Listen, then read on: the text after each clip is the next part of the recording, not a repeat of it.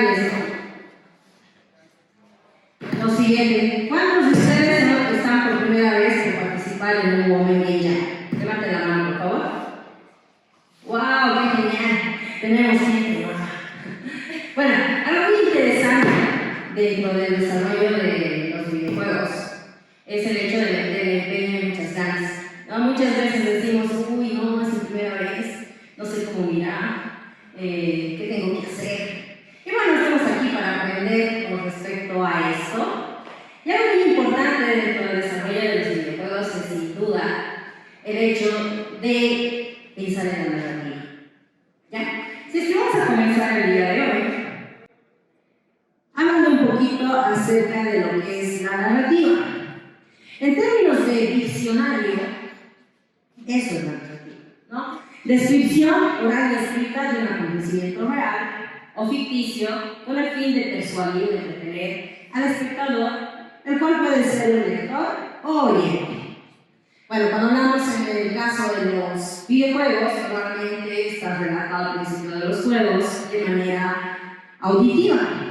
Pero cuando hablamos de los juegos de mesa, normalmente tenemos a alguien que va a leer, ¿no? Va a leer todas las instrucciones, va a leer todo lo que tiene que ver con la dinámica del juego, qué personajes hay. Pero en términos mucho más fáciles, vamos a decir lo siguiente: que la narrativa no es otra cosa que saber contar las cosas de manera entretenida. A ver, ¿cuántos de aquí tienen un amigo que cuando les cuenta algo parece una historia así bien original, y cuando lo ven en la universidad dicen, es que lo que llegue tal persona para ver cuál es el chiste? Levanten la mano. Soy el amigo. Soy el amigo chismoso. ¿No tienes un amigo así? ¿Qué pasó? ¿De veras? Bueno, siempre en nuestro entorno, ya, no de amigos, en la familia hay un tío, una tía, tal vez un hermano, que cuenta las cosas de manera extraordinaria. Ahora sí, levanten la mano, ¿quiénes tienen a uno así en la familia? Ah, hay unas personas. Bueno, esa persona tiene una actitud muy normal, que es esta de que cuando nos cuenta su vida, hasta parece anécdota, ¿no? Dices, ¿en serio lo había pasado? Entonces, eso que hace esa persona, esa actitud que tiene, es la que nosotros debemos tener cuando desarrollamos videojuegos. Esa manera de contar las cosas, cosa de que la persona que vaya a jugar nuestro juego se sienta súper llamada a seguir escuchándolo y además, en este caso, se sienta motivado a jugar. Bueno, comentarles que en mi experiencia profesional he tenido la oportunidad de desarrollar exactamente dos videojuegos. Uno de ellos, es un enfoque tanto más educativo para Fe y Alegría, que se denomina Aprender Jugando, en el cual tuvimos que desarrollar una historia orientada a los niños y que esto les motivara a aprender en el proceso. La idea se llamaba La Historia del Chasqui, ¿no? Tratamos de asociar la idea del Chasqui con el hecho de una pasada por un túnel del tiempo, que llegaba a Cocha, que quería volver a su nación, Inca, y de pronto tenía que pasar todos los niveles de matemáticas, lenguaje y ciencias para volver a donde vivir, ¿no? Esa fue una de las temáticas que hicimos para Fe y Alegría cuando trabajamos con el equipo multidisciplinario. Y bueno, tuvimos la oportunidad de participar en un hackathon. ¿Quiénes saben qué es un hackathon? Levanten la mano. Unos. Bueno, hay un buen número. Bueno, el hackathon es muy similar a lo que vamos a hacer con el Women in Jam, que es una competencia, ¿no?, de 3 días en la cual se desarrolla una propuesta con un objetivo. Ese entonces hubo la crisis del agua, no sé si se acuerdan que Cochabamba se quedó sin agua y entonces muchos no pudieron acceder a este tipo de evento por una semana. No sé si se acuerdan. Alguno decía por ahí, les puede bañar, ¿no? Entonces estaba muy orientada esta temática del cuidado del agua. Y desarrollamos un videojuego que se llama Yaku, que estaba desarrollado en quechua y que trataba acerca de las buenas costumbres del cuidado del agua. Gracias a ese juego ganamos el primer lugar de este evento. Entonces, la narrativa iba más o menos por ese lado, ¿no? Que estaban para los personajes, estaba el principal, que era el yaku, que era agua. Para los que saben quechua, yakuza. Para los que no, ya saben que yakuza. Y entonces todos los personajes tenían nombres en quechua, ¿no? Entonces, algo muy importante que saqué de estas dos experiencias son los tips que ahora les voy a dar a conocer, que espero que les sirvan mucho dentro de esta competencia. Bueno, primer punto, ¿no?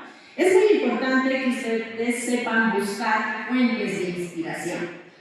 Muchas veces decimos, no, a mí me cuesta hacer las cosas, me cuesta pensar mucho más allá.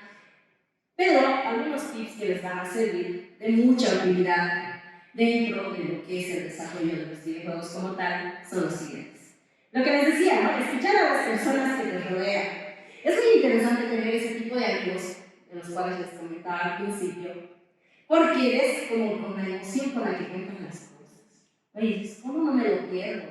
¿Cómo le espero para que me cuente su fin, ¿no? O al tío que viene y que me tiene. Entonces es muy interesante escuchar experiencias que han pasado, ya sean divertidas, ya sean frustrantes, porque eso es una fuente de inspiración. Otra cosa es observar a la gente que nos rodea, ¿no? Hay ciertas actitudes que tienen ciertas personas, ciertos movimientos, ciertos ademanes, que los hacen particulares, ¿no? Yo tenía en la universidad, me acuerdo muy bien, a un amigo que caminaba de una manera bien peculiar, ¿no? Nadie caminaba como él. Y decía, pareciera que está en una pasarela, camina mejor que nosotras, decía, ¿no? Entonces, fíjense que esta actitud podría delimitar a un personaje de un videojuego, ¿no? Tomen en cuenta que cuando nosotros desarrollamos la parte de personalidad en un personaje, también nos fijamos estos aspectos, ¿no? ¿Qué tipo de personalidad va a tener? ¿Qué aspecto físico? ¿Cómo se va a caracterizar? Entonces, es muy importante observar a la gente que nos rodea para saber qué dotes queremos darles a nuestros personajes. Otra cosa es transformar el mundo cotidiano. No sé si alguna vez han tenido esta oportunidad de cerrar el Amazon y de pronto estás en una trancadera tremenda, ¿no? Ya sea en el servicio de caminos, ya sea en América, ya sea en el centro, y comienzas a imaginar cosas sin razón. ¿Les ha pasado? ¿Sí? ¿No? Y de pronto empiezas en tu cabeza a hacer una historia, ¿no? Y ves a un motociclista y dices, ¿y qué pasaría si ese motociclista de pronto hace un giro y conoce al amor de su vida? ¿No? Porque casi la ha atropellado. Entonces, y de pronto surge ahí como la... ¿no? Más las chicas, creo, ¿no? No sé por ese lado, como que somos más románticos.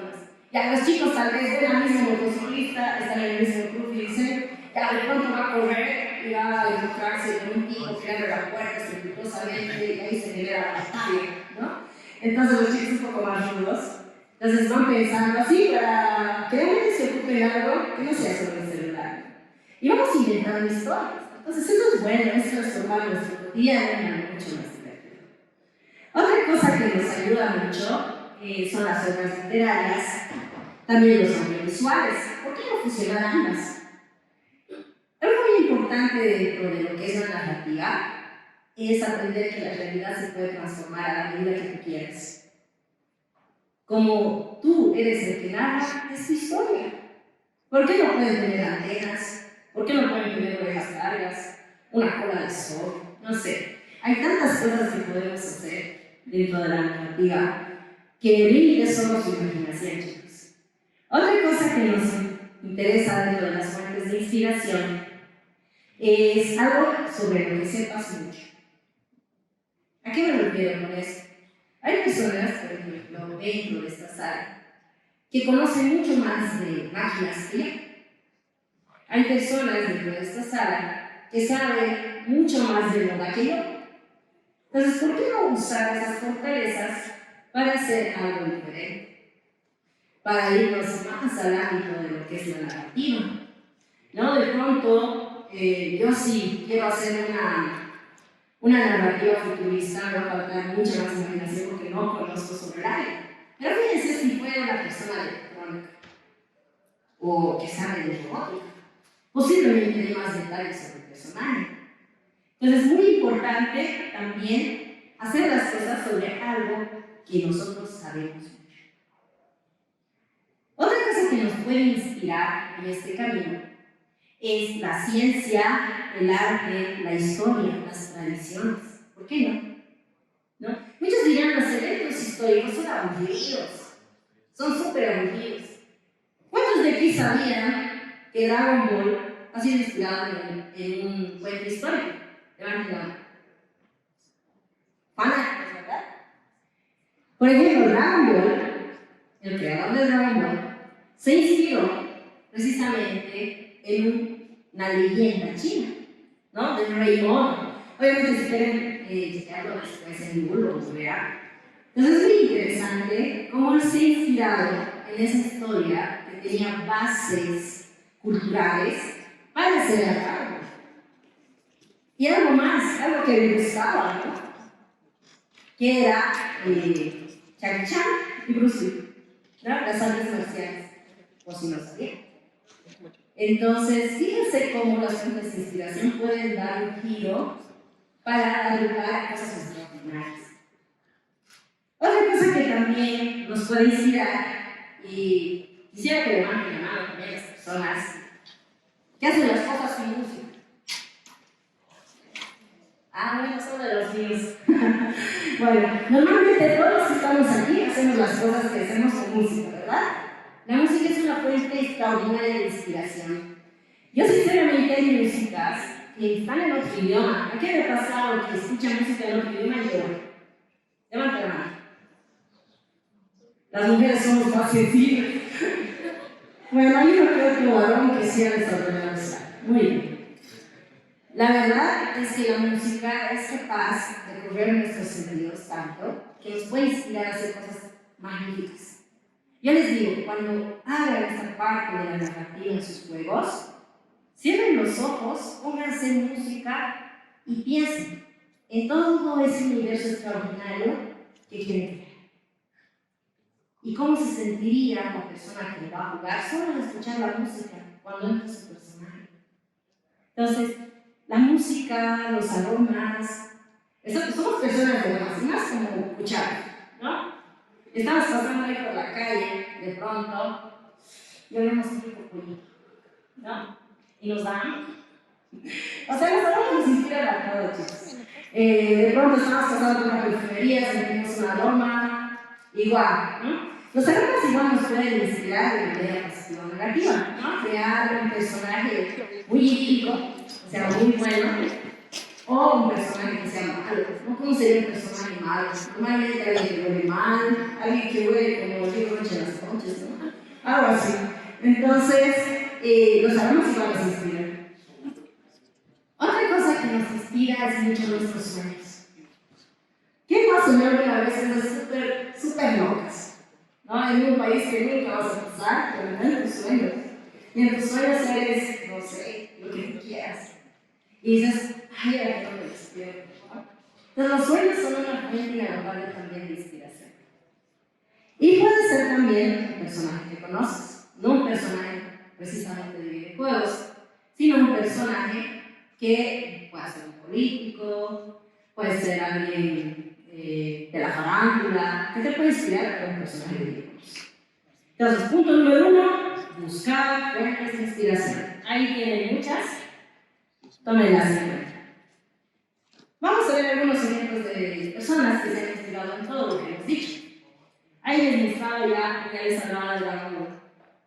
Por ejemplo, el creador de Dragon Ball se inspiró en hechos que tienen que ver con la cultura, hechos que tienen que ver con la cinematografía. En el caso de Coco, ¿cuál será su fuente de inspiración? A ver, ¿quién tiene la idea?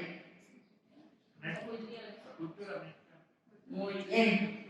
En el caso de Coco, fue todo un estudio, ¿no? De la cultura, de las tradiciones mexicanas. Fíjense que ha sido una fuente de inspiración muy grande.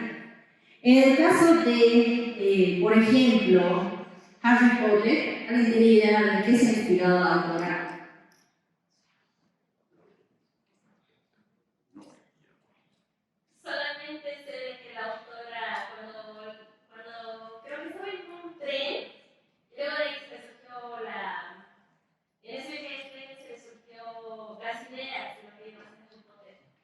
Muy bien, muchas gracias. Efectivamente, Harry Potter nació, dentro de las vivencias de la autora. Una de las facetas que la inspiró más fue ese viaje en tren, ¿no? Ahí surgió la idea de Hogwarts, ¿no? Yendo en tren a la universidad. Fíjense cómo un hecho sin precedentes, un hecho que ustedes pueden decir impensado, puede originar las historias más extraordinarias que ustedes conocen. La de Zootopia, ¿en qué creen que está inspirada? Exacto, en la vida real. Aquí no le pasó a tener ese funcionario público que es súper, ¿no? Y cuyo ritmo no es igual al tuyo, ¿no? En realidad. Hay cosas así que van inspirando muchas grandes obras, ya sea dentro de los videojuegos, ya sea dentro de la animación. ¿Quién sabe cómo surgió Pac-Man? ¿Alguien tiene idea? ¿Irving? De una rebanada de una pizza, el autor estaba tratando de crear un personaje y cuando pidieron una pizza y le sacó el primer pedazo, es de esa forma que está inspirado. Efectivamente, Pac-Man surgió ahí, ¿no? En una pizzería. Estaba bloqueadísimo, le habían encargado crear un personaje, se fue a comer y le sopló una rebanada y ahí dio la boca del pan. Entonces, fíjense que todos los lugares son fuentes de inspiración para crear grandes cosas. Bueno, ¿a quién le gusta la de Pixar de Aguirre? ¿Se sienten identificados? ¿Sí? ¿Se han sentido identificados cuando lo han visto? Algunos de ustedes pensó, ¿con qué eso pasa en mi cabeza? Con razón, ¿no? Y es que eso también ha tenido que ver mucho con un estudio por detrás, ¿no? De saber y entender psicológicamente todas las emociones por las cuales transita el humano. Y fíjense que desde la ciencia también podemos ir haciendo parte de nuestra inspiración en obras importantes. Bueno, ahora sí, nos vamos a ir al segundo punto. Segundo punto es generar una estructura básica, ¿no? Cuando hacemos ya hemos definido más o menos de qué va a ir nuestra historia, entonces tenemos que saber que hay estos 4 pasos. Bien. Necesitamos un protagonista, necesitamos un antagonista, un conflicto y una solución. Normalmente el antagonista, si se conoce el término, es el villano, ¿no? El villano que siempre va a estar presente dentro de nuestra historia, el protagonista que realmente tiene ciertas cualidades y un conflicto que tiene que ver con algo que no va a poder hacer el protagonista por alguna razón. Entonces, dentro de nuestra estructura básica tiene que existir sí o sí estos 4 puntos muy importantes para el desarrollo de una narrativa. Obviamente podría ser una narrativa súper simple, ¿no? De pronto está ahí Pepito, que es un estudiante que tiene que ir a la universidad. Y en su camino, soñemos un poco, tiene que llegar al examen. Su examen es a las 8. Y ahí está el enfrascado en una trancadera a las 7:45. Del mercado, que es sábado, y los sábados el mercado está lleno. Y de pronto se le aparece, ¿qué quiere que aparezca? Un oso, dice. Un oso que le dice, ¿qué le dice el oso? A ver, necesito esa creatividad más grande, ¿qué le podría decir el oso? Te llevo, muy interesante. Entonces le dice te llevo, se baja del trufi, se sube al oso. Pero el oso es mucho más lindo que. Recuerden que es un oso lento. ¿Qué le podríamos añadir a ese oso? Patines, dicen por allá, unos patines súper buenos que además tienen propulsión y entonces el oso hace que llegue. Dentro de eso A ver, estoy agarrando mal el micrófono porque son así. Identifiquemos estas cuatro partes. ¿Quién era el protagonista? Pepito, muy bien. ¿Quién era el antagonista? Exacto, la cancarera era el antagonista de su problema. Después, el conflicto. Tenía que llegar a tiempo. Exacto, tenía que llegar a tiempo. ¿Y cuál ha sido la solución? El oso nos ha dado la solución. Fíjense que es muy fácil, ¿no? Entonces, tenemos que cumplir con esos cuatro y estamos hechos. Bueno, algo mucho más importante es elegir un tipo de narrativa, ¿ya? Entonces tienen que decidir qué tipo va a ser su narrativa. Y dentro de la narrativa hay tres grandes grupos. Obviamente para este juego, que van a ser dentro de la competencia, por cuestiones de tiempo, van a optar en su mayoría por la primera. Pero es bueno que conozcan las otras dos. Bueno, la narrativa principalmente se puede hacer de tres tipos, ¿ya? Hay una narrativa lineal, que es la que acabamos de hacer, una narrativa de ramificación y una narrativa abierta. Vamos a ver un poquito de la diferencia entre las dos para que logren visualizar esta parte. La narrativa lineal, como su nombre lo indica, es una serie de sucesos, como lo que acabamos de hacer, que va precisamente en una línea recta, como ven el diagrama de abajo, ¿no? Entonces, siempre va a haber un inicio, un conflicto y un final, ¿no? Entonces, siempre va a haber una situación inicial, una complicación, un conflicto y una resolución. No hay donde perderse. Es lo que acabamos de hacer. Vayan identificando algunos juegos que ustedes han jugado que tienen este tipo de narrativas. La otra narrativa, que es la narrativa de ramificación, normalmente hace que tiene muchas ramificaciones, como su nombre lo indica. No, donde en el proyecto, en el trayecto del juego, ustedes pueden tomar decisiones y ir por otra ruta. Y esa ruta les va a abrir otra ruta, ¿no? Entonces son juegos donde van eligiendo ustedes qué hacer, por dónde ir, cómo ir, ¿no? Entonces este tipo de narrativa recibe el nombre de narrativa ramificada. Y está la narrativa abierta, que en realidad es una mezcla de ambas, ¿no? Sí tienen la oportunidad, la chance de tomar decisiones, pero en algún punto siempre van a llegar al final, o hay ciertas decisiones que van a encontrarse en el mismo punto, ¿no? Entonces, tres narrativas, ¿no? Lineal, ¿cuál era la otra? De ramificación y la abierta. No pueden elegir esos tres tipos de narrativa para hacer sus libros. Algo importante y otro tip es elegir tus personajes, ¿no?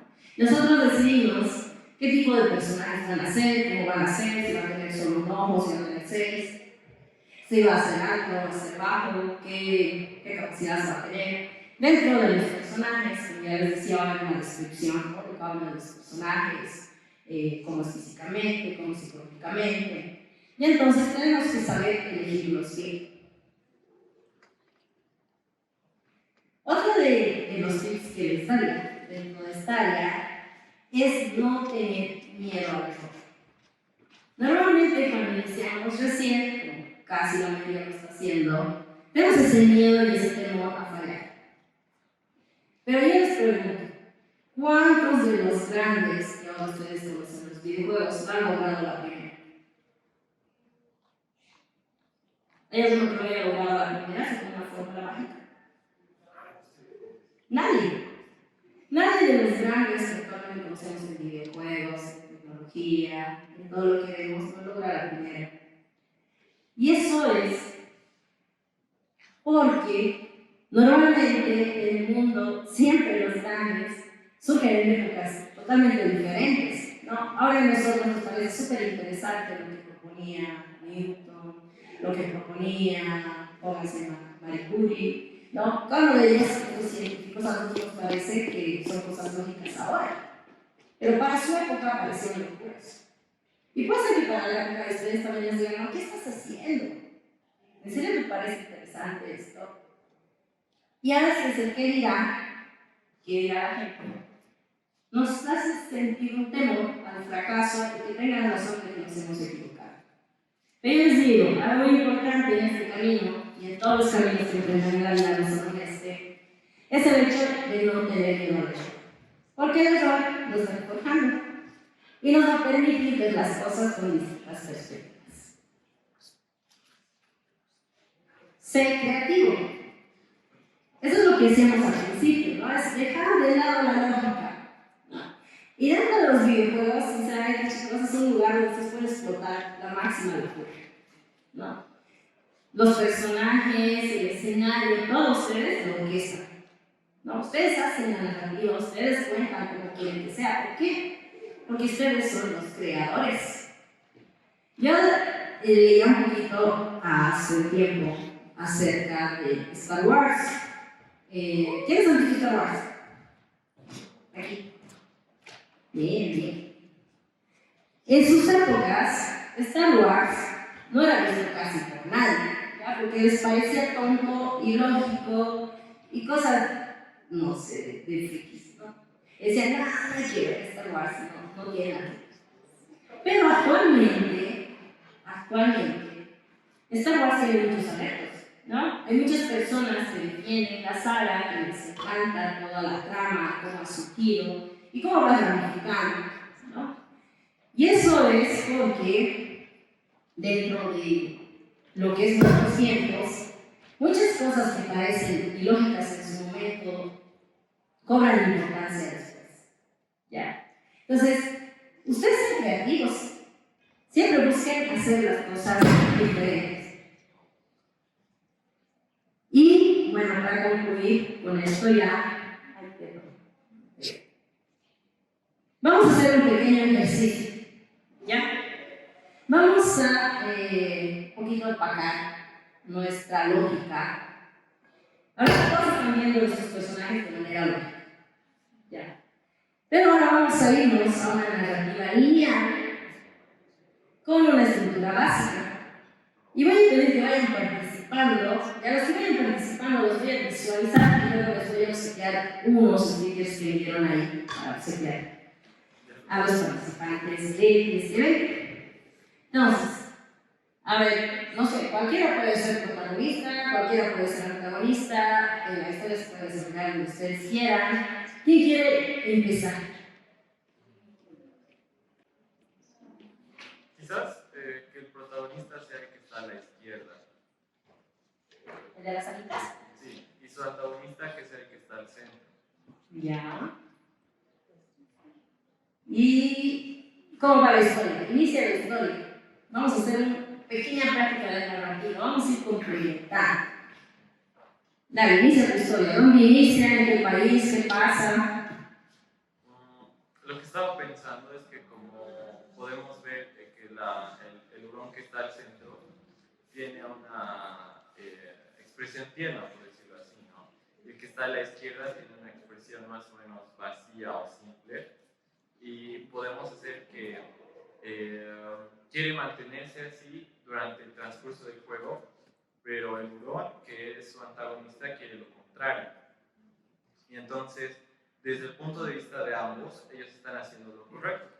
Y así que, bueno, sería solo eso, ¿no? Que quiere llegar hasta el final del juego manteniendo su esencia de no sé, persona vacía, supongo, y que no quiera perder. Ya, muy bien, gracias. ¿Cuál es tu nombre? Santiago. Santiago. Gracias, Santiago. Ya les he mencionado solo la pauta de la historia. ¿Alguien que quiera ahí complementando la historia de Santiago? Yo creo que lo que había faltado es analizar al pingüinito aquel.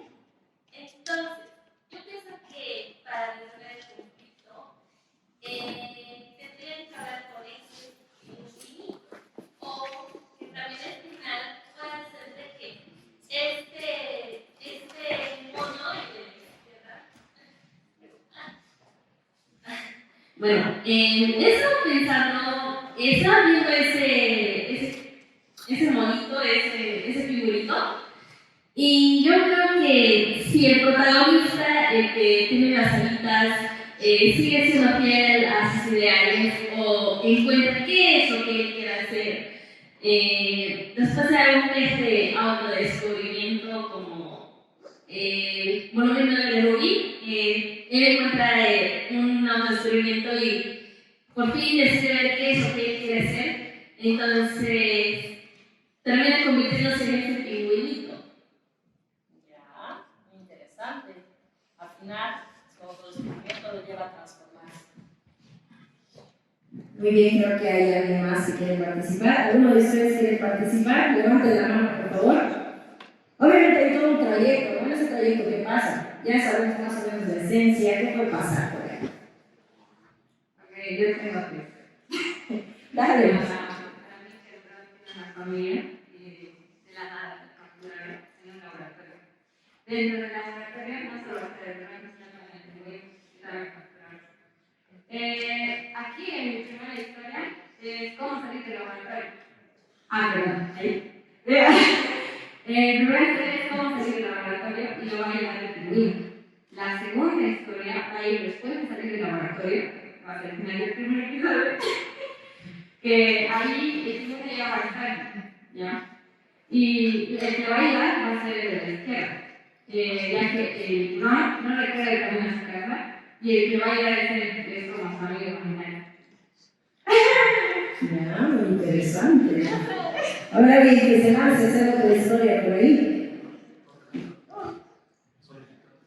Me recuerda mucho al videojuego de Binding of Isaac, entonces podría ser algo el primer personaje. Y lo primero que se me ocurrió es que el primero sea el protagonista, el tercero sea un aliado y el segundo sea el enemigo final.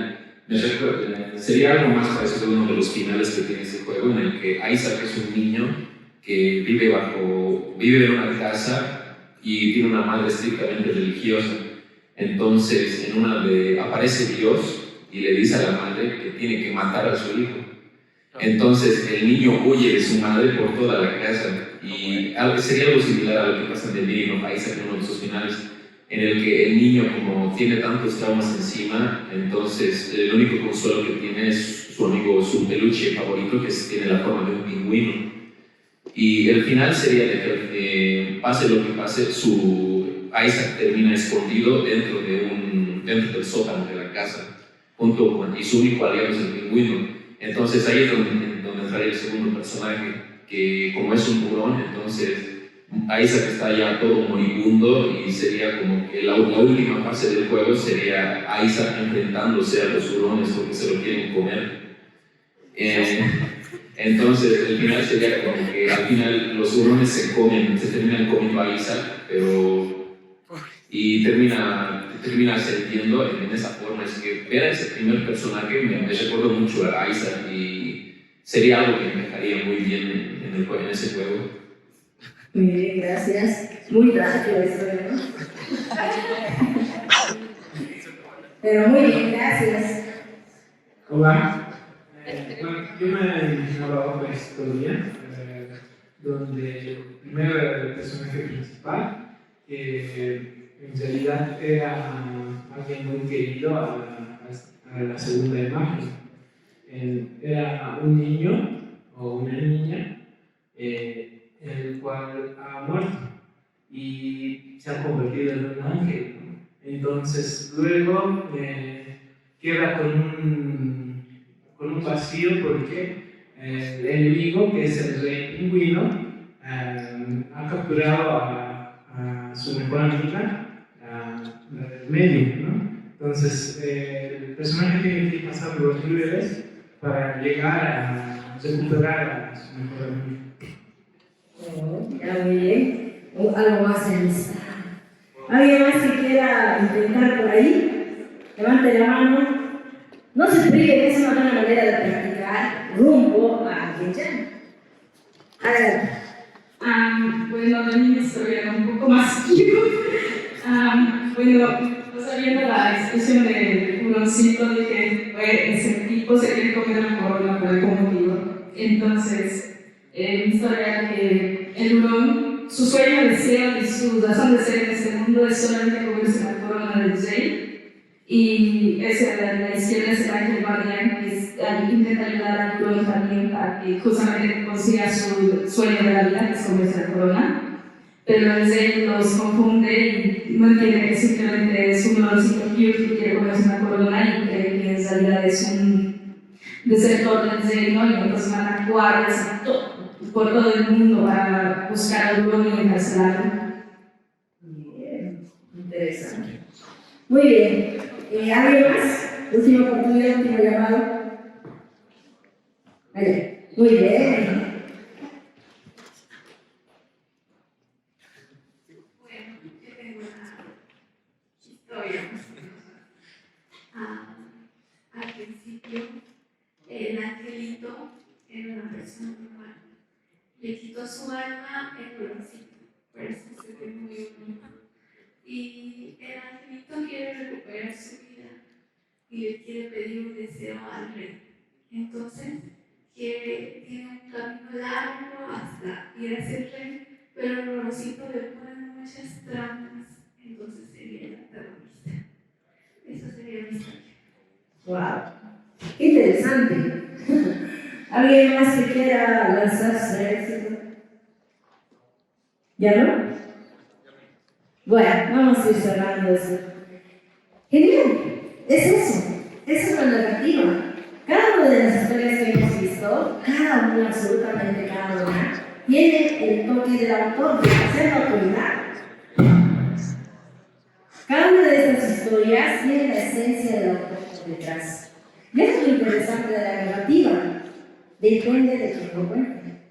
¿No? A algunos les gustan más las historias popular, otros como dicen la parte Q, otros valoran mucho la amistad y tal vez se van por ahí. Algo que me intriga mucho dentro de estas prácticas es saber a dónde puede llegar su imaginación, ¿no? Siempre me sorprende. Y felicitarlos a cada una de las personas que han participado, ya sé quiénes son. Casi todos son la misma línea, allá, por aquí y allá. Y a los demás sus stickers, muchas gracias por participar. Y eso es la narrativa, chicos, no es otra cosa. Contarla y que me dé ganas de seguir escuchando y jugarlo. Y bueno, voy a acabar dejándoles este mensaje. En la vida, todo es como un videojuego. No importa lo difícil que se ponga, la clave es nunca dejes de jugar. Gracias.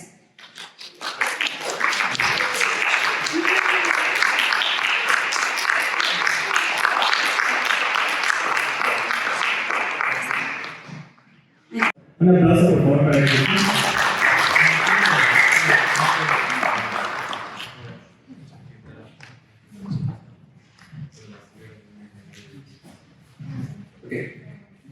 Bueno, muchas gracias por la presentación. Hoy vamos a ver temas bastante interesantes, vamos a hablar bastante sobre videojuegos, ¿no? Y eso es lo que hemos venido. Entonces, yo creo que aquí todos hemos jugado bastantes videojuegos, ¿no? Que nos gusta y nos interesa y por eso estamos aquí. Y es probable que tengamos nuestros videojuegos favoritos, esos que nos gustan mucho más que otros. Y mi pregunta es, si es que nos hemos preguntado por qué es esto, por qué pasa que un juego le gusta más que otro. A ver, tal vez me pueden dar ejemplos de sus videojuegos favoritos. He escuchado por ahí Undertale, Binding of Isaac, tenemos fan de Zelda tal vez. No sé, a ver. ¿Juegos favoritos tal vez? ¿Alguno? Los Sims 4. Sims 4. A ver. Ahorita no sé si tienen que hacer Borderlands o Bahía de Portal. Está entre esos dos. También lleva el Lobos. Esto no los conozco. ¿Son aventuras gráficas? Son más como novelas visuales. Oh, bien, perfecto. ¿Alguien más? Tetris. Tetris. Juego legendario. Call of Duty. Valorant. Buenísimo. Sí. ¿Cuál? Terraria. De mis juegos favoritos, sin duda.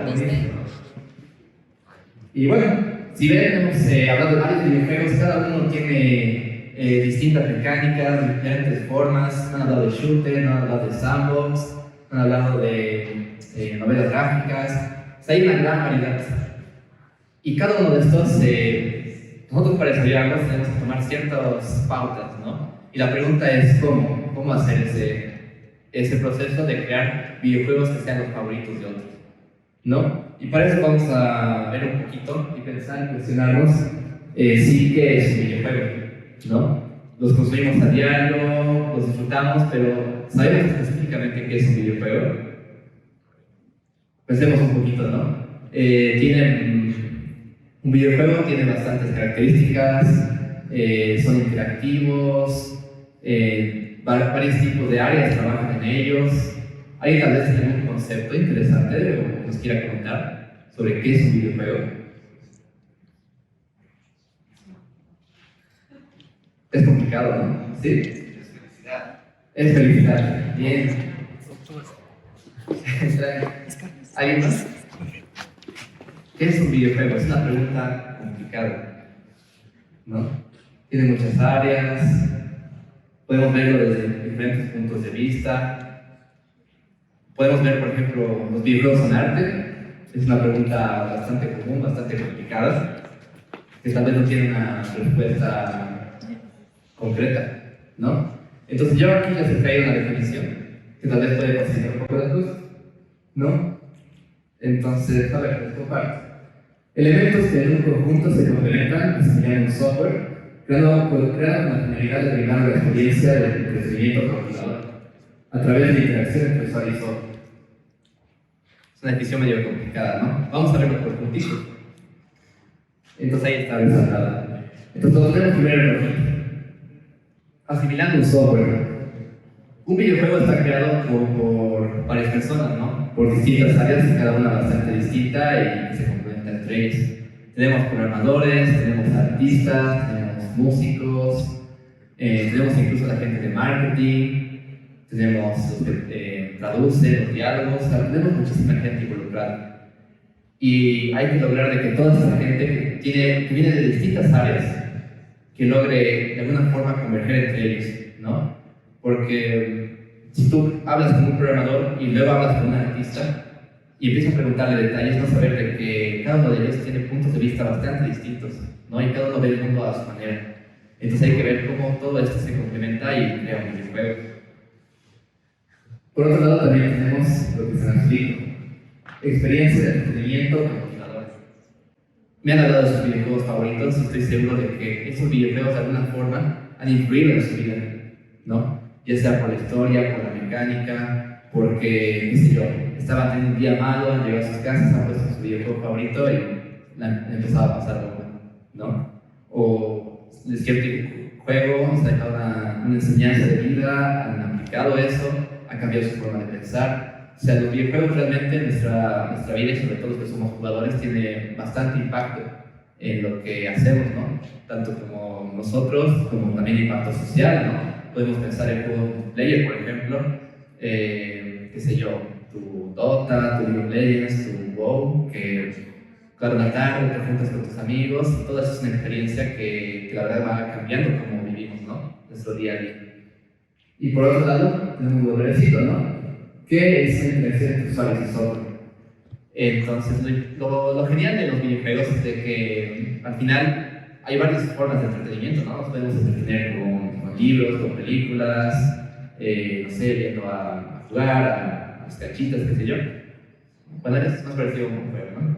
Pero aquí lo importante es de que lo que lo hace especial al videojuego es interacción, ¿no? Más allá que un libro lo leemos y tal, en un videojuego nosotros podemos tener hasta influencia en la historia, ¿no? ¿Qué final sacamos? ¿Qué va a pasar después? ¿Cómo nosotros vamos a descubrir esa historia? Es lo que hace que el videojuego sea tan impresionante y que nos dé tantas posibilidades. Entonces ahora tenemos un poquito más claro qué es un videojuego, ¿no? Entonces, el gran problema es cómo sabemos qué es lo que tenemos que hacer, ¿no? Queremos crear una experiencia que cambie, que cautive, y si nos ponemos en la situación, quiero hacer un videojuego, ¿no? Suena bonito, pero empiezas a pensar en todos los detalles y cada vez puede volver incluso abrumador, ¿no? Entonces aquí la solución para poder complementar todo esto es el game design, el diseño, que básicamente es lo que vamos a utilizar, una herramienta, una especialidad, para que todos estos conjuntos, todas estas ideas que queremos proyectar a nuestros usuarios lleguen a completarse. Y aquí tengo otra definición bastante interesante sobre qué es el game design. Y aquí nos dice, el diseño es el proceso a través del cual un diseñador crea un contexto que luego experimentará el jugador y del cual emerge un significado. Nosotros queremos que nuestro videojuego influya, ¿no? Y tenga ese impacto positivo y le guste a nuestros jugadores. ¿Cómo lo vamos a lograr? Creando contexto. Bien. Estaba pensando en que, por ejemplo, no sé, Minecraft, ¿no? Yo creo que todos conocen. Entonces es un videojuego que tú entras y experimentas el contexto, ¿no? Eres una persona, estás en un bosque, en un escenario, y te dan opciones a elegir, ¿no? Para empezar a explorar el mundo. Ese es el contexto que queremos generar. Y además de que este contexto no es algo aleatorio, ¿no? Una persona ha pensado, ha diseñado cómo se va a ver este contexto, ¿no? A ver, otro juego. Los que me han mencionado Undertale, ¿no? Te ponen la situación, el personaje te va contando la historia y todo lo que vemos en pantalla no es aleatorio. Una persona, en este caso el diseñador, ha pensado y ideado todo ese mundo para que todo tenga significado, para que nosotros podamos jugarlo y disfrutarlo. Bien, ¿y cómo empezamos a hacer game design? La verdad es que es igual una pregunta bastante complicada, pero como hemos visto en el tema de la narrativa, lo importante es ser creativos. Hemos pensado en videojuegos y cada uno tiene sus características y para llegar a eso no hay otra que ser creativos, ¿no? Y la verdad es que el proceso de ser creativos, cada uno tiene su forma de pensar, ¿no? Algunos se van a inspirar yendo a caminar, escuchando música, viendo otros videojuegos. En realidad cada uno tiene su forma, ¿no? Y aquí lo que les voy a dar es unos consejos, unas ideas para que ustedes estructuren esa creatividad que tengan y logren plasmar el videojuego que quieren desarrollar. Y eso lo vamos a hacer a través de GDD. GDD es el Game Design Document, que básicamente es nuestra especie de Biblia, ¿no? Donde va a indicar exactamente todo sobre nuestro videojuego. Todo. Su historia, sus mecánicas, el alcance, todos esos detallitos vamos a ir viéndolos, ¿no? Pero lo importante es eso. Va a ir detalladamente todo lo de nuestro videojuego, cosa de que, no sé, el día de mañana yo contrato a, no sé, a uno de ustedes, un programador, y le quiero encargar, ¿no?, qué hacer mi videojuego, y me pregunta de qué trata, ¿no?, qué tengo que hacer. Yo agarro y le paso mi documento, ¿no? Lee y vas a entender todo lo que trata mi videojuego, ¿no? Y eso es lo segundo, ¿no? Que entiendan la visión de lo que queremos hacer como proyecto.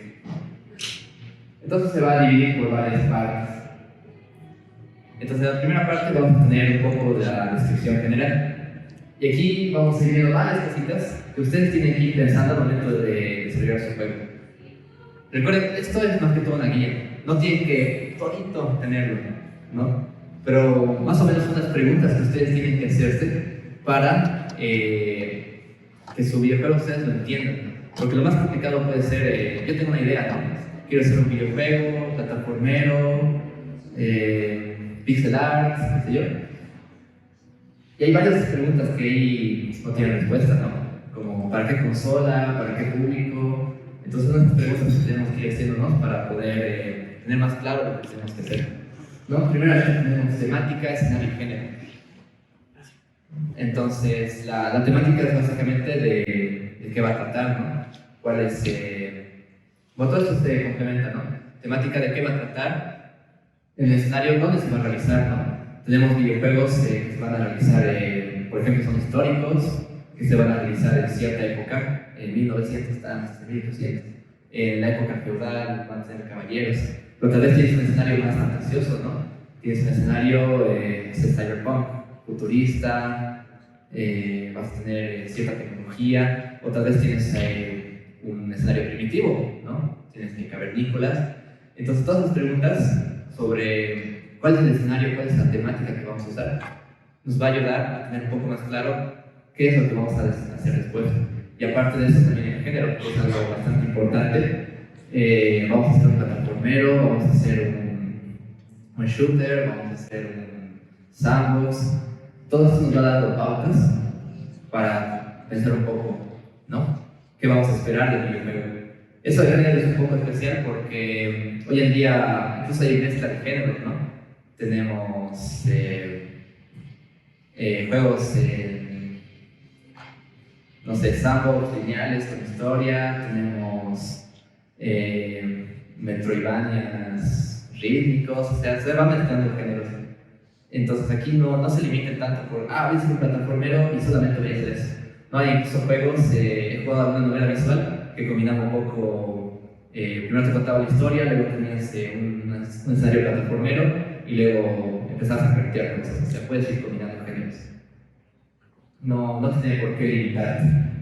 Luego pensamos un poco también en mecánicas core, ¿no? Que van complementando al género. ¿Qué cosas va a realizar el jugador? ¿No? Si es plataformero, vamos a pensar un poco en, puede moverse en los niveles, puede saltar. Si vamos a hacer un beat'em up, puede también golpear, atacar a los enemigos con poderes. Pero todo de manera breve, ¿no? En este momento solamente estamos pensando en las cosas core, las cosas importantes. Las cosas que va a hacer que nuestro juego tenga ciertas características. Plataformas objetivo también es una pregunta bastante importante porque, sobre todo si pensamos en computadora o pensamos en móvil, va a haber ciertos detalles que van a cambiar, ¿no? Sobre todo en la parte de input, por ejemplo. Cuando vamos a pensar en los controles, la computadora tienes mouse y teclado, ¿no? Pero en tu celular tú vas a tener giroscopio, vas a tener touch. Entonces todo eso va a influir en el momento en el que pensemos cómo vamos a hacer nuestro videojuego. Modelo de monetización, al final tal vez la idea sea vender o generar. Es normalmente el fin último y también hay que tener un poco claro, ¿no? Cómo va a ser esto, si va a ser por venta directa, si vamos a tener premium, si vamos a tener microtransacciones, pero aquí de forma breve porque solo es una idea general para saber cómo vamos a implementar las mecánicas, cómo va a influir eso en el videojuego, ¿no? Posteriormente ya nuestro equipo de marketing, tu gente ya más especializada, va a trabajar en eso, ¿no? ¿Qué más? Tenemos acá el proyecto. Al hacer nuestro videojuego también tenemos que tener en cuenta el alcance, ¿no? En el sentido de cuánto nos va a costar y además con qué equipo contamos, ¿no? Porque eso es que influye bastante, porque imagínense, quieren hacer un World of Warcraft, ¿no? O un Call of Duty, y ustedes ven los créditos de sus juegos y ven cuánta gente ha trabajado, ¿no? Y cuánto personal se necesita para hacer un proyecto de esa escala. Entonces, si ustedes quieren mandarse al éxito y hacer ustedes solitos, una persona, tienen que pensar y tener bien claro todo lo que les va a costar, todo lo que tienen que saber, porque si no, pueden tener problemas en el futuro, ¿no? Pueden estrellarse y decir, no necesito artista en todo esto y no tenerlo, ¿no? Que puede ser bastante limitante eso. Influencers. Igual, algo breve.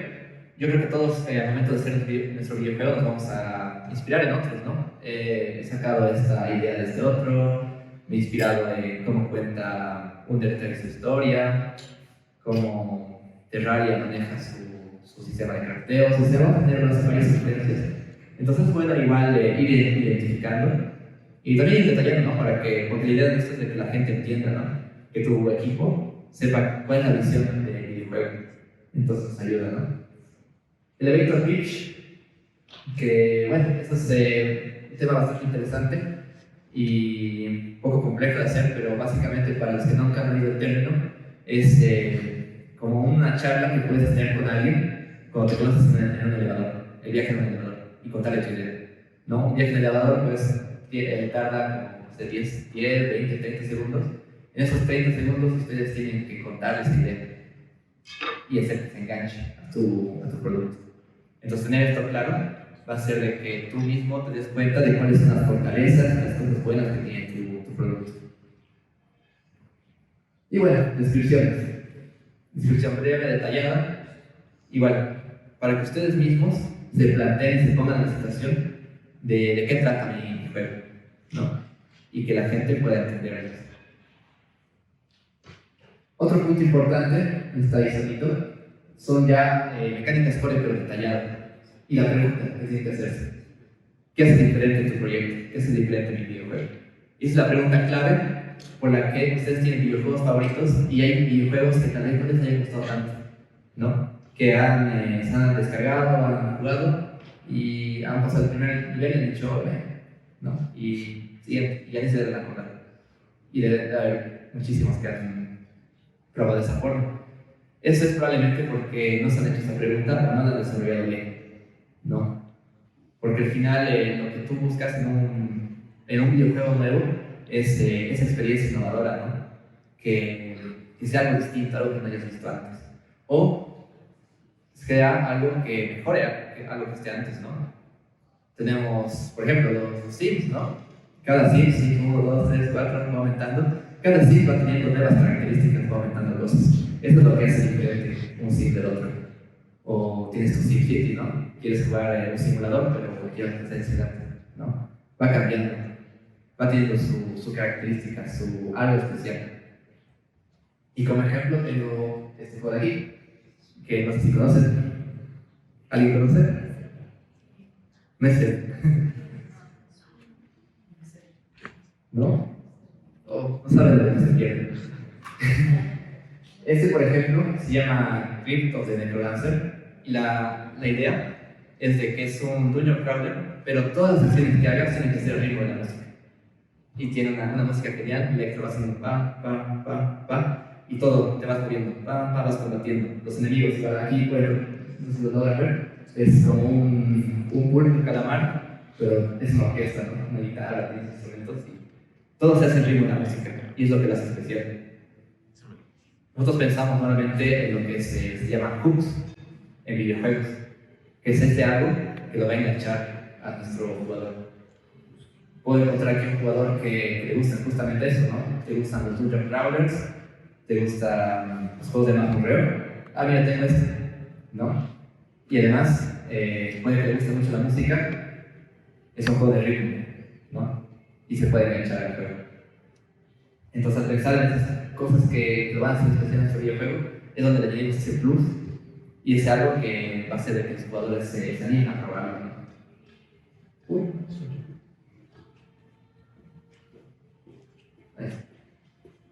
Y bueno, ¿qué más sigue? También podemos ir pensando en la historia, ¿no? Muchos videojuegos de los que me han ido contando tienen su historia, ¿no? Algunos van a querer enfocar su videojuego en la narrativa, les va a interesar más contar una historia. Por ejemplo, Binding of Isaac tiene una historia que entras al juego, te muestra una cinemática inicial y te enganchas porque es una historia bastante dark, justamente, ¿no? No, su mamá le quiere matar al pobre niño y te intriga no saber qué va a pasar. Entonces puede ser algo importante que depende de los intereses que tenga, le sirva para incluso enganchar al jugador o expresar lo que quieren expresar, ¿no? Tal vez quieren hacer un videojuego que hable sobre la contaminación, sobre el tiempo moderno, cómo se influye la vida. Tal vez lo quieren hacer mediante la historia. Pero también puedes hacerlo mediante gameplay, mediante mecánicas. Hay videojuegos que incluso no tienen una historia muy definida o que no te la cuentan, ¿no? Es el caso de Minecraft, ¿no? Ustedes entran, juegan y como que no hay texto, ¿no? No hay historia que estén siguiendo. Pero a través de sus mecánicas es donde logra cautivar a las personas, donde hace que la gente logre engancharse y donde la gente llegue a disfrutar. Y ya nosotros vamos a ver cómo vamos a usar estos elementos, si vamos a centrarnos en la historia para crear la experiencia, vamos a centrarnos sobre la mecánica o incluso vamos a hacer de que esto se complemente, se lleve bien, como es el caso de Undertale, ¿no? Que tiene unas mecánicas interesantes, una jugabilidad bonita, pero entre tanto vas interactuando con los personajes, vas descubriendo la historia y eso va muy bien de la mano y es por eso que es un juego que gusta bastante. Y bueno, ¿por qué breve y detallado? Porque Normalmente vamos a hacer la descripción breve cuando queremos contarle a una persona así rápidamente, ¿no? Tengo un videojuego que si soy estante, ¿no? Y ya. Y con esta descripción breve, tal como en el elevator pitch, tal como en Hook, vamos a intentar engancharlos, ¿no? Y contar lo más importante. Y ya de ahí, si le gusta, nos va a decir, ¿la cuenta de más? Entonces ahí viene lo detallado, donde vamos a ir describiendo un poco más, ¿no? Y finalmente vamos a ir viendo que también necesitamos pensar en esto, en qué assets necesitamos. Vamos a hacer un videojuego, hemos definido que va a ser género plataforma, va a ser en 2D, pero tenemos que pensar qué necesitamos, ¿no? Necesitamos escenario, necesitamos personaje principal, necesitamos enemigos, necesitamos el power-up, el arma. ¿Qué vamos a necesitar para tomar en cuenta y que al momento de desarrollar nos haga por sorpresa, ¿no? Y aquí va un poco en orden de importancia, más o menos, ¿no? 2D, 3D, sonidos. A veces es lo que más chocamos nosotros, sobre todo aquí en Bolivia, porque no hay tanta gente que se encargue de la parte de sonido, ¿no? No sé, tenemos aquí alguien de sonido, música. ¿No? ¿Nadie? ¿Ven? Ahí está el detalle. Quiero que mi videojuego tenga sonido, tenga una banda sonora, pero ¿de dónde la saco? ¿No? Complicado. Y bueno, hay opciones para eso y tal. Pero hay que tener en cuenta, ¿no? Que en algún momento vamos a tener que enfrentarnos a ese problema. Lo mismo con el código, ¿no? Bueno, para los que somos programadores, no hay problema, yo hago mi código y ya. Pero, ¿qué tal si soy artista? No quiero hacer un videojuego, necesariamente tengo que meter el código. Tengo que, de alguna forma, programar. Y si bien hay herramientas que te permiten hacer programación visual para videojuegos, tengo que estar consciente de que igual voy a tener que meterme a ese tema. E incluso somos programadores, ¿no? Imagínense que ustedes quieren hacer un videojuego que sea multiplayer. Y la pregunta sería, ¿se hace multiplayer? ¿Soy consciente de todo el trabajo de programación que implica eso? Entonces esas son cosas que tenemos que ir cuestionándonos para no tener fallas en el camino. Y bueno, animaciones, por ahí va, ¿no? Voy a hacer animaciones, voy a necesitar a alguien que me haga. Si voy a hacer un juego en 3D, necesito a alguien que sepa rigging, que sepa animar. Si vamos a hacer un juego 2D pixel art, necesito que alguien que me haga los sprites. Entonces tomar en cuenta todo lo que vamos a ir necesitando. ¿No? Y una vez ya sabemos que tenemos más o menos la idea, ¿no? Estructuramos, hacemos muchas esas preguntas y ya tenemos más claro, ¿no? De qué va a tratar nuestro videojuego. Ahora vamos a hablar un poco más sobre el game designer, ¿no? ¿De qué se encarga específicamente? ¿No? Porque ese documento que les he mostrado, esta estructura, todo esto son sugerencias. Ustedes pueden seguir aquí la letra, pueden aumentarle cosas, es todo lo que ustedes necesitan. De hecho, que mientras su videojuego se vaya haciendo más grande, es probable que necesiten más cosas. Por ejemplo, si vaya a ser un juego narrativo, es probable que luego necesite documentos de hojas de personaje, donde vaya detallando, ¿no? Si alguno ha tratado de escribir o ha visto, ve que hay hojas de personaje donde dice ya su nombre, su edad, pero va más allá, ¿no? Te pregunta también sus gustos, qué piensa sobre, qué creencias tiene, qué le disgustan. Entonces, depende de mi videojuego, puede que necesite más información, ¿no? Si es un juego que lleva bastantes niveles, es decir, vamos a hacer un documento de diseño de nivel, que vaya detallando el mundo, que no sé qué. Entonces, es solamente una base. Preguntas importantes, ¿no? Pueden tomar la pie de letra o pueden omitir varias cosas, o aumentar varias cosas. Y es por eso mismo de que, como game designers, tenemos muchísimas áreas. Aquí está.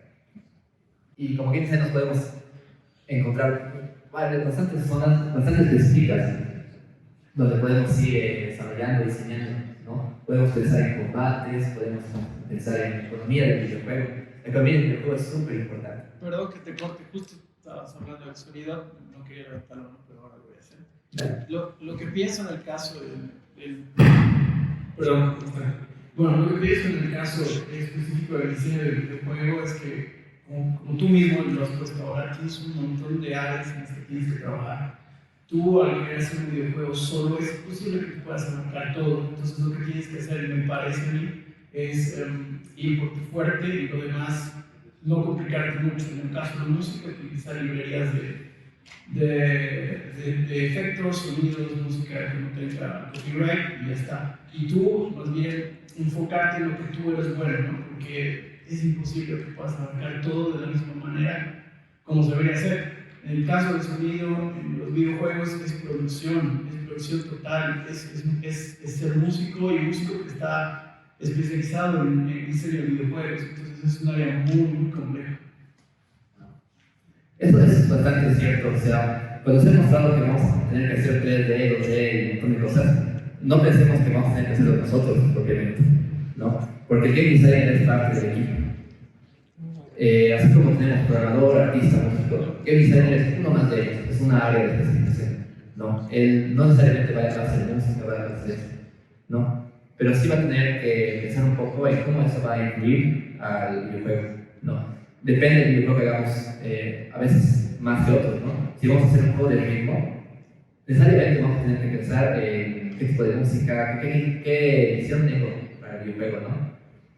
Si vamos a hacer tal vez un juego, una visual novel, tal vez que la música no influya tanto, pero tal vez influya más el arte, ¿no? Los personajes que se vean bonitos, que logres simpatizar. Entonces ya depende del videojuego que estemos pensando, en qué área vamos a darle más prioridad, pero no necesariamente vamos a tener que trabajar en todo, tenemos que pensar en ello, ¿no?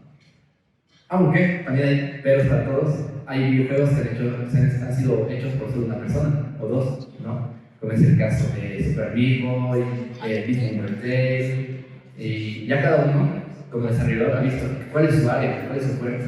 En el caso de Undertale, Tony Fox era músico, sabía bastante, y por eso es que su juego visualmente es feo, no es tan bonito como otros pixel art, pero su música es increíble, y solamente han querido escuchar los temas. De hecho, perdón, también de corte, perdón que te de corte, pero si no me equivoco es que Tony Fox era muy malo en los diseños, no tenía idea de cómo hacer, así que contrató a una chica de cual Tony Fox era fan de su arte, así que decidió contratarla para ayudarle a hacer su arte, y es más, había permitido colocar a ese personaje como un easter egg. Exacto, ¿no? Vean su fuerte. Cada uno, por ejemplo, si son programadores, van a pensar más en mecánicas, ¿no? Cómo implementar cosas así novedosas. Si son artistas, van a pensar en crear escenarios envolventes, van a empezar a darle vida a los personajes. Piensen en qué hacer, qué les gusta hacer, qué les sale mejor, y así van a hacer de que su juego les haga el destaque, ¿no? Y ya si falta ayuda, ya piensan en equipo y lo demás, ¿no? Bueno, bastante interesante los comentarios. Y en sí eso, ¿no? Necesita un vistazo general de que un game designer se puede encargar de muchas áreas, ¿no?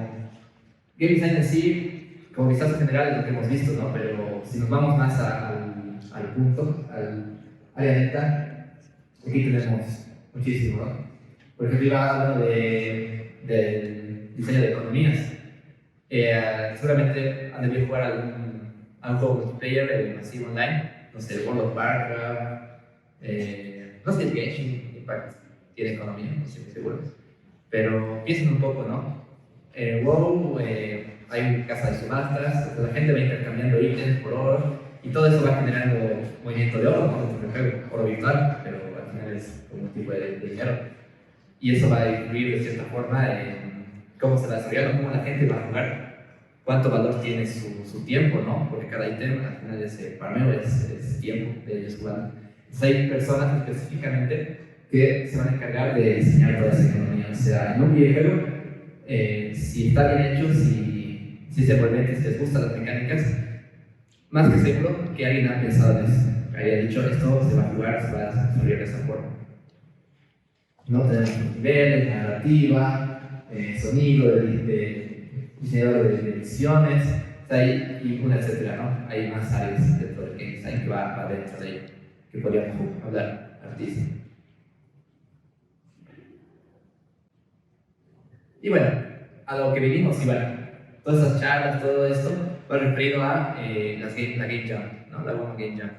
¿Y cómo aplico todo esto en la Jam? Que puede ser bastante especial. Como lo hemos visto, el documento es más para un juego más formal, ¿no? Que voy a tener cierto tiempo de desarrollo, unos meses y tal. Pero las Game Jams son bastante particulares, como nos ha contado hace un momento. Avisazo General es un evento donde tenemos que desarrollar un videojuego bajo un tiempo límite y bajo un tema, ¿no? Y esas son las dos grandes limitantes que tiene una Game Jam y a veces no nos permite hacer lo que nosotros quisiéramos, ¿no? Pero eso no tendría por qué, no sé, ponernos tristes, limitarnos. Entonces tenemos que ver cómo sobrellevar esos temas. Uy,